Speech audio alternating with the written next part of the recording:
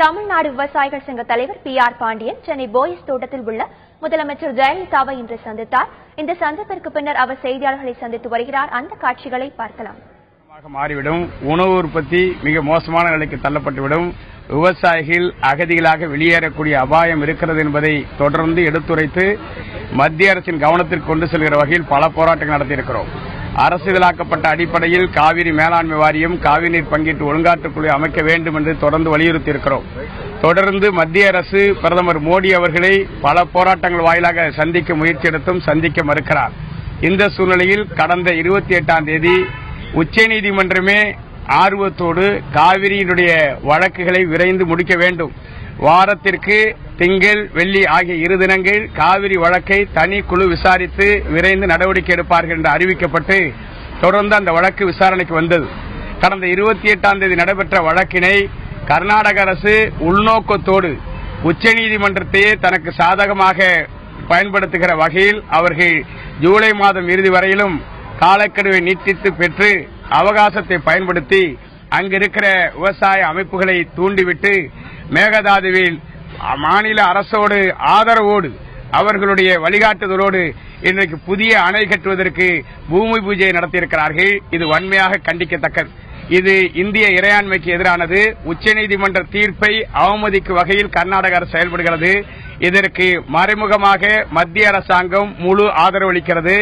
பிரதமருடைய மௌனம் அவர்களுக்கு சாதகமாக பயன்படுகிறது. பாரதிய ஜனதா கட்சி அரசியல் லாப நோக்கோடு தமிழகத்தை பாலைவனமாக்குவதற்கு கர்நாடக அரசாங்கத்திற்கு துணை போவது வேதனை அளிக்கிறது. இனியும் அனுமதிக்க கூடாது. அதை மத்திய அரசு விரைந்து நடவடிக்கை எடுக்க வேண்டும் என்பதை வலியுறுத்தி வருகிற இந்த ஒரு வாரம் 10 நாட்களுக்குள்ளாக ஒரு மிகப்பெரிய போராட்டத்தை தமிழ்நாட்டில் நடத்த வேண்டும். வருகிற 12ஆம் தேதிக்குள்ளாக அந்த போராட்டத்தை தமிழ்நாட்டில் நடத்தப்பட வேண்டும் என்று முடிவெடுத்திருக்கிறோம்.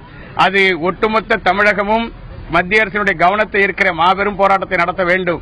தமிழகத்தில் இருக்கிற அனைத்து அரசியல் கட்சிகள், அதான் சொல்ல வரேன், அனைத்து அரசியல் கட்சி தலைவர்களையும் ஒருங்கிணைத்து அந்த போராட்டத்தை மிக வெற்றிகரமாக நடத்த வேண்டும். தேர்தல் பணியில் அரசியல் கட்சிகள் ஈடுபட்டிருப்பதையும் கர்நாடகம் சாதகமாக பயன்படுத்திவிடும்.